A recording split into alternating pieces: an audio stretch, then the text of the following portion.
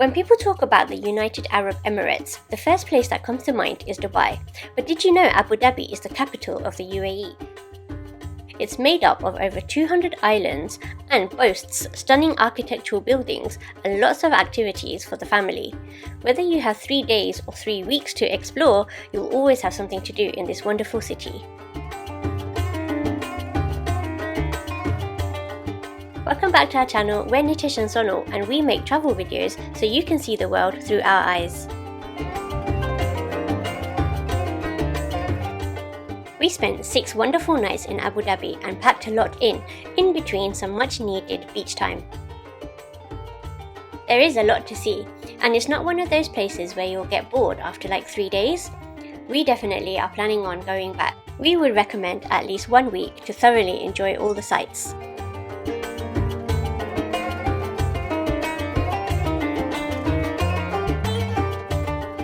Abu Dhabi is definitely a walkable city at any time of the day. You can take a stroll along Corniche Beach and the many sidewalks downtown to explore the local shopping malls and souks.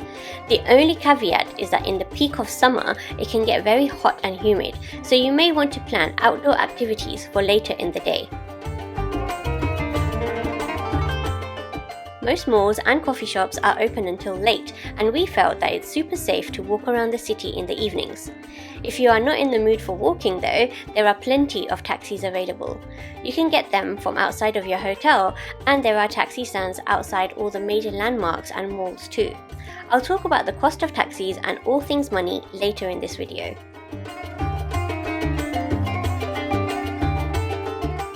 We went to Abu Dhabi at the end of July, which is considered low season. Having a subtropical desert climate means Abu Dhabi has gorgeous hot weather all year round, but as I mentioned before, it does get really hot and humid in the summer months of June till August. For example, we had temperatures of 40 degrees Celsius, but due to the high humidity, it felt like 50 degrees C. The sea temperature was a fantastic 32 degrees Celsius.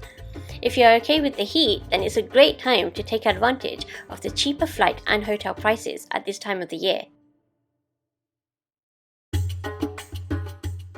We also found that the city was much quieter than Dubai, meaning we got the beach to ourselves most days and lots of open spaces to take photos and videos. Winter in Abu Dhabi falls between November and May, and this is the most popular time to visit as it's not too hot and not too humid. This is also when the Grand Prix takes place.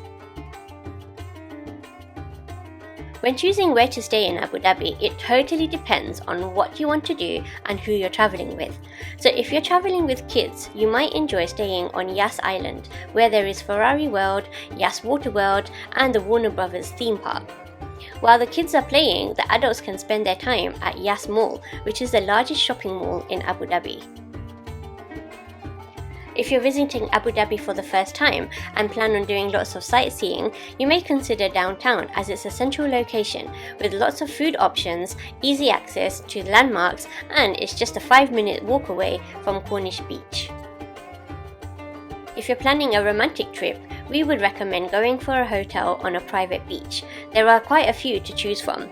We stayed at the Conrad Etihad Towers.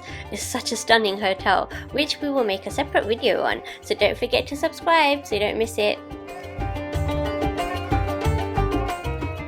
Conrad has a private beach, a plethora of restaurants with cuisines from around the world, and it's very close to the UAE Presidential Palace and the Emirates Palace Hotel. It's also only 20 kilometers from Sheikh Zayed Mosque and 38 kilometers from the airport.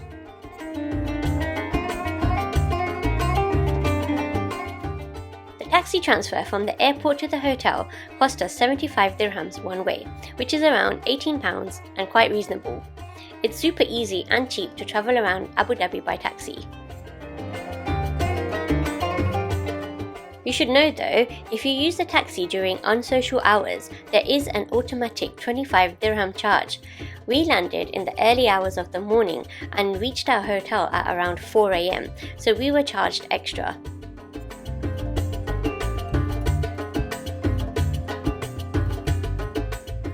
Abu Dhabi is one of the world's wealthiest cities, so it is regarded as being expensive to stay, eat and shop there. However, that doesn't mean you can't get good bargains, especially in the souks.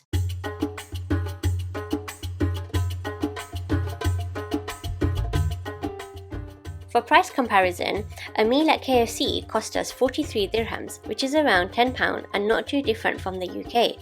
Our dinners were included in the hotel package as we went half board, but they usually amounted to around 500 to 600 dirhams, which is around £130. So you may want to consider going half board to save some extra money.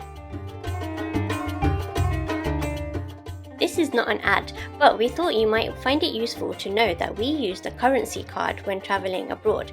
It's amazing because it's linked to your chosen bank account. You can withdraw money from anywhere in the world without any fees, and the foreign exchange rate is better than other banks. You just use it like your normal debit card, no need to prepay or anything.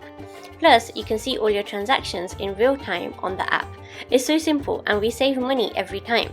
We have a referral link in the description if you'd like to check it out. There is so much food choice in Abu Dhabi. You can get all the big American chains in the malls and downtown. Plus, as the population is so diverse, you're sure to find authentic cuisines from all around the world. The official language of the UAE is Arabic, but you will find that pretty much everyone speaks English. Road signs and points of interest across the city can be found in both Arabic and English. We had no issues communicating with any of the service providers. Abu Dhabi is a Muslim country and it's quite traditional and more strict in comparison to Dubai. Alcohol is available in hotels, but it is illegal to drink outside in public. It's fine to wear beachwear by the swimming pool, but both men and women should dress modestly when outside of the hotel. Women should cover their shoulders and knees and wear loose clothing, which you'll probably want to do anyways in the heat. Men should ensure their knees are covered too. If you visit some of the landmarks such as the Mosque or the UAE Presidential Palace, there will be some rules on what is and what is not allowed. It's a good idea to research this before you visit so you don't get turned away. I'll tell you more about this later in the video. Public displays of affection is also frowned upon, so something to bear in mind. Having said this, these rules shouldn't have a negative impact on your holiday, and actually it's a really good way of immersing yourself into the local culture. As I mentioned before, there is an abundance of activities to do in Abu Dhabi, and you can either have a complete beach holiday, a hybrid beach and sightseeing holiday, or a jam-packed activity-loaded holiday. I'll mention some of the things that we did and what we think you should definitely include in your itinerary. Firstly, the beaches are so beautiful, and it would be rude not to spend some time catching some sun rays on the beach. With warm, clear turquoise water and soft sand, we highly recommend a beach day.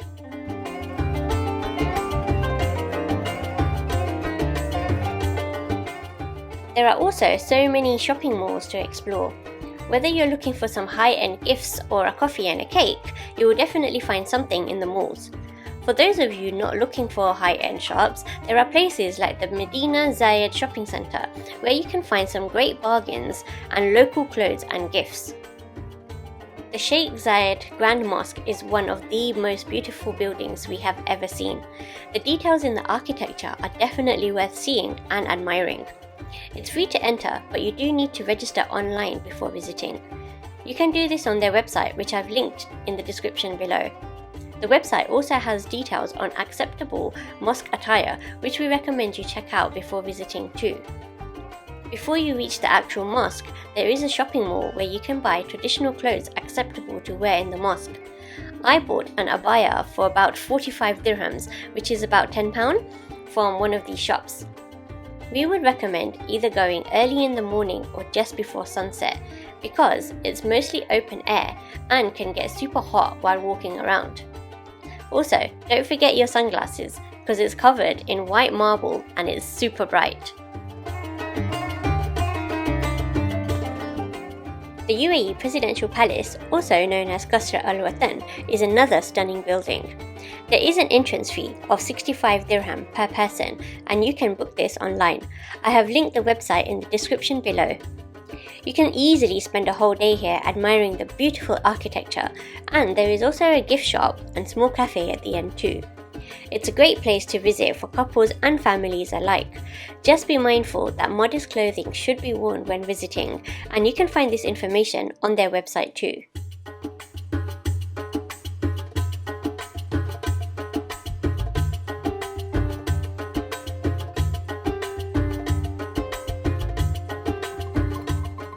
The observation deck at 300 is located on the 74th floor of the Etihad Tower.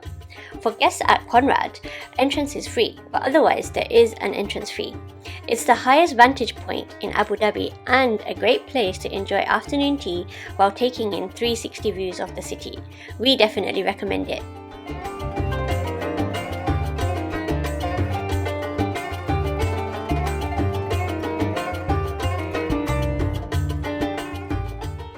We hope you found this video helpful, and don't forget to give it a thumbs up if you did. We'd love for you to hit the subscribe button too, so you don't miss the other videos in our UAE series. Thank you so much for watching, and we'll see you in the next one.